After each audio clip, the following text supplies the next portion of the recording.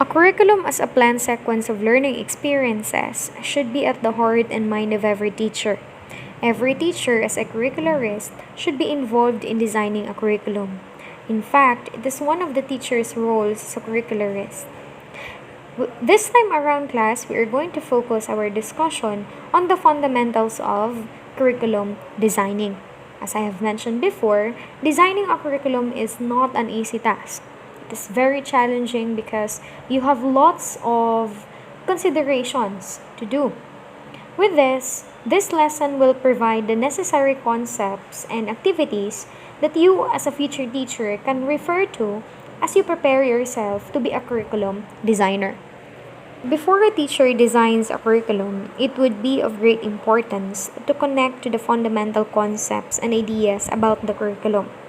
Every curriculum designer, implementer, or evaluator should take in mind the following general axioms by Peter Oliva as a guide in curriculum development. Number 1, curriculum change is inevitable, necessary, and desirable. Earlier, it was stated that one of the characteristics of curriculum is its being dynamic. Because of this, teachers should respond to the changes that occur in schools and in its context. Societal development and knowledge revolution come so fast that the need to address the changing condition requires new curriculum designs. For instance, class, because Philippines wants for its professionals to have the chance to compete not only nationally but also internationally, Philippines decided to implement K-12 education. As you know, this adds 2 years to the old basic education curriculum. This identifies the senior high education, which focuses on the acquisition of technical vocational skills. Senior high school students are required to not just memorize concepts and facts, but more importantly, to demonstrate this learning by means of giving importance to the processes and products they come up with inside the classroom. Another example, class, is you being the digital learners. In response to this, teachers as curricularists must also learn how to integrate these technologies in their teaching. Number 2, curriculum is a product of its time. A relevant curriculum should respond to changes brought about by current social forces, philosophical positions, psychological principles, new knowledge, and educational reforms. This is also called timeliness. Curriculum changes made earlier can exist concurrently with newer curriculum changes. A revision in a curriculum starts and ends slowly. More often, curriculum is gradually phased in and phased out. Thus, the changes that occur can coexist and oftentimes overlap for long periods of time. For example, class, just because we shifted to K-12 education, it doesn't mean that our old practices are totally eradicated. In fact, even though that we are currently practicing the senior high education, there are still many teachers who have not yet moved on to their old practices. So they still have these remnants of the old basic education curriculum. Number 4, curriculum change depends on people who will implement the change. Teachers who will implement the curriculum should be involved in its development. Hence, should know how to design a curriculum. Because the teachers are the implementers of the curriculum, it is best that they should design and own the changes. Kaya class, as future teachers, you need to know how to write lesson plan. You need to know how to write a learning plan, to design a syllabus. Because if you don't know and then nakagraduate kayo, then basically, you do not have what it takes to become a teacher. Ito yung number 1 na requirement. This is the basic. Okay? Number 5, curriculum development is a cooperative group activity. Group decisions in some aspects of curriculum development are suggested. Consultations with stakeholders, when possible, will add to a sense of ownership. Even learners should participate in some aspect of curriculum design. Remember, class, that the curriculum does not only affect the teachers, no, the implementers of the curriculum, but more importantly the students as the receivers of the curriculum, parents as well, even the community as a whole, no, are influenced by the curriculum. And because of this idea, we need to get suggestions from these stakeholders. Curriculum development is a decision making process made from choices of alternatives. A curriculum developer or designer must decide what content to teach, philosophy or point of view to support, how to provide for multicultural groups, what methods or strategies, and what type of evaluation to use. This is exactly the reason why developing a curriculum is very time consuming and very challenging, because we don't only stick to one option. We don't only consider one factor. In fact, class, napakaraming factors ang kailangan natin na i-consider. 7. Curriculum development is an ongoing process. Continuous monitoring, examination, evaluation, and improvement of curricula are to be considered in the design of the curriculum. As the needs of learners change, as society changes, and as new knowledge and technology appear, the curriculum must change. For example, class, in my case, even though na paulit-ulit ko nang nahahandle yung isang course, for example, it doesn't mean na yung exam ko is hindi ko na rin siya inire-revise from time to time. In fact, every trimester, nire-revise ko yung exam ko, nire-revise ko yung mga instructional materials ko, and nagbabago din mismo yung methodology ko when it comes to delivery of instruction. So, I don't stick to one technique. In fact, from time to time, nagbabago talaga siya. Depende doon sa mga estudyante na meron ako, at depende din sa mga resources na meron or available din sa school. Number 8.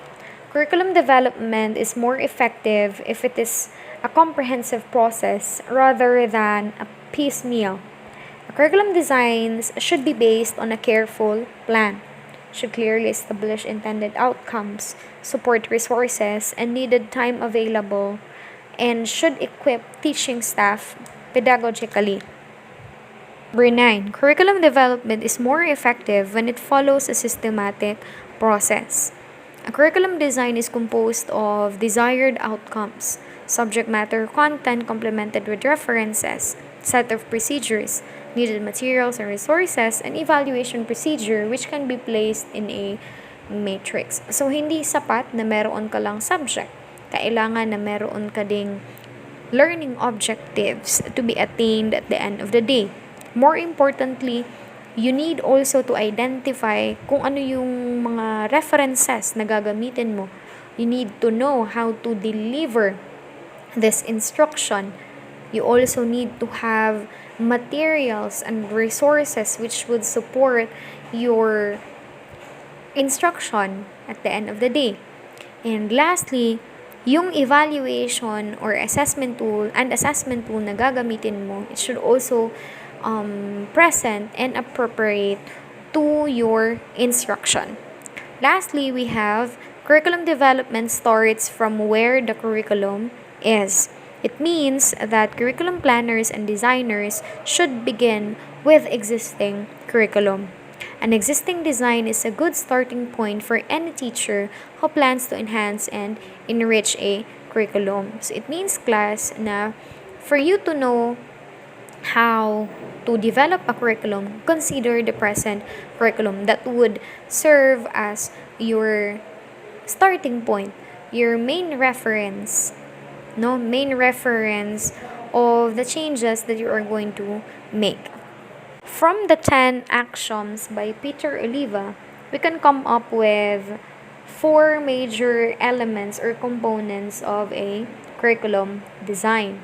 So it includes the intended learning outcomes or the desired learning outcome, the subject matter or content, the teaching and learning methods, and of course, the assessment and or evaluation. Let's have behavioral objectives or intended learning outcomes. it signifies that we need to begin with the end in view. Why begin with the end in view? Simply because we are simply because we are looking at the knowledge, skills, and values that we can attain after undertaking the learning lesson. So, it is the desired learning outcome class that is to be accomplished in a particular learning episode engaged in by the learners under the guidance of the teacher. Remember that without behavioral objectives or intended learning outcomes, the tendency of being lost in the middle of the implementation and the tendency of not seeing the importance of the lesson itself would be higher.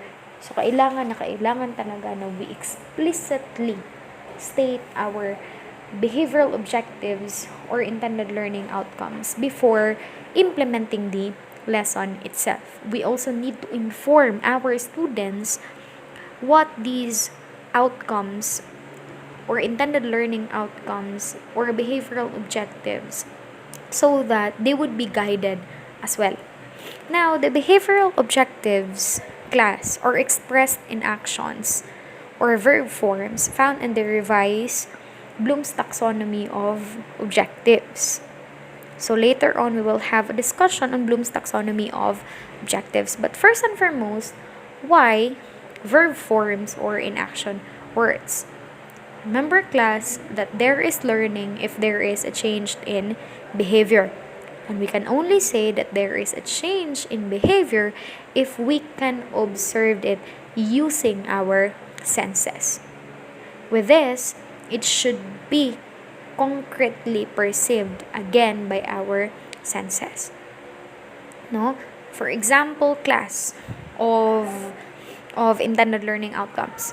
Identify nouns in the sentence. Solve for the value of x using substitution on the board. Demonstrate the basic steps of cha-cha. Label the parts of digestive system. So, the action words identify, solve, demonstrate, and label can be concretely observed using our senses. It is not conveyed in abstract form. Therefore, if the students can do these things, can do these action words, then basically we can say that there is learning at the end of the lesson. Now, intended learning outcomes should come in the form of SMART. When we say SMART, it stands for specific, measurable, attainable, result-oriented, and time-bound. Specific, it means, class, again, that it should be in action words, in verb forms. Measurable. When we say measurable, it means that, yes, we can observe it because behaviors can be measured. Attainable. Attainable, it means that it is feasible. No, students can attain it considering their level, considering their own circumstances. Fourth, result oriented. There should be an outcome, intended outcome. There should be a product. Lastly, time bound. It should be appropriate to the given hours. Second, we'll have content or subject matter. The content of the lesson or unit is the topic or subject matter that will be covered.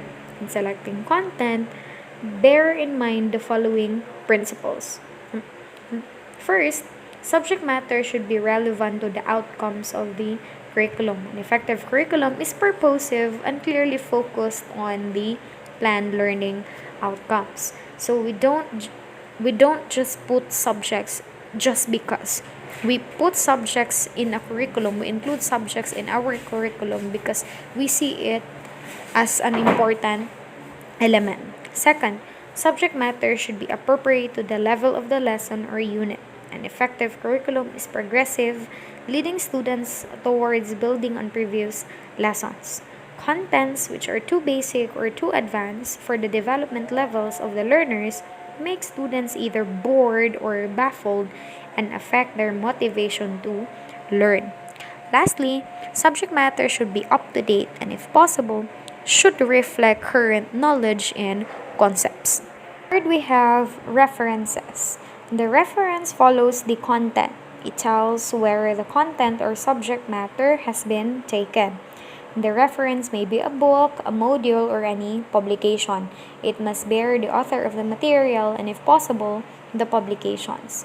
In fact, class, today, masyado nang marami yung mga references natin.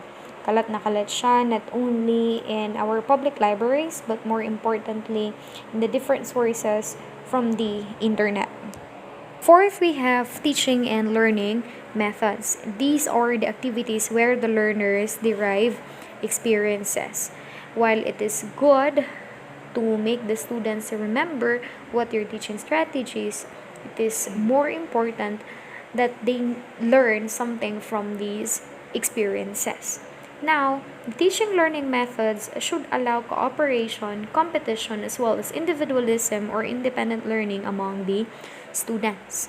For examples, first we have cooperative learning activities. So, cooperative learning activities allow students to work together. Students are guided to learn on their own to find solutions to their problems. The role of the teachers is to guide the learners. Students do not only gain knowledge on their own, but also gain skills such as interpersonal skills and values such as sportsmanship and teamwork. Second, we have independent learning activities. These allow learners to develop personal responsibility. The degree of independence to learn how to learn is enhanced. This strategy is more appropriate for fast learners because fast learners can direct, can manage their own learning, unlike slow learners. Slow learners need the attention of the teacher, need the maximum guidance of the teacher. Third, we have competitive activities. Competitive activities where students will test their competencies against another in a healthy manner allow learners to perform to their maximum. So, competition is better if students compete with his or her past performance. Fourth, we have the use of various delivery modes to provide learning experiences. No, so this is highly recommended. Online learning and similar modes are increasingly important in many curricula, but these need to be planned carefully to be effective. Last component is the assessment or evaluation. Learning occurs most effectively when students receive feedback, when they receive information on what they have and have not learned. The process by which this information is generated is assessment. Now, assessment comes in three main forms: self assessment, the peer assessment, and the teacher assessment. Obviously, self assessment happens when students learn to monitor and evaluate their own learning. This should be a significant element in the curriculum because we aim to produce graduates who are appropriately reflective and self critical. It means that students are aware of their own learning. Second, we have peer assessment, in which students provide feedback on each other's learning. This can be viewed as an extension of self assessment and presupposes trust and mutual respect. So, students evaluate and assess one another. Third, we have teacher assessment.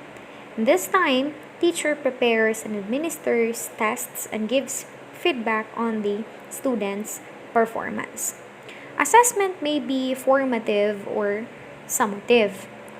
When we say formative assessment, teacher provides feedback to help the student learn more. For example, while teaching or while delivering the instruction, the teacher asks question to the students from time to time. So this would help the students come up with better understanding of the lesson.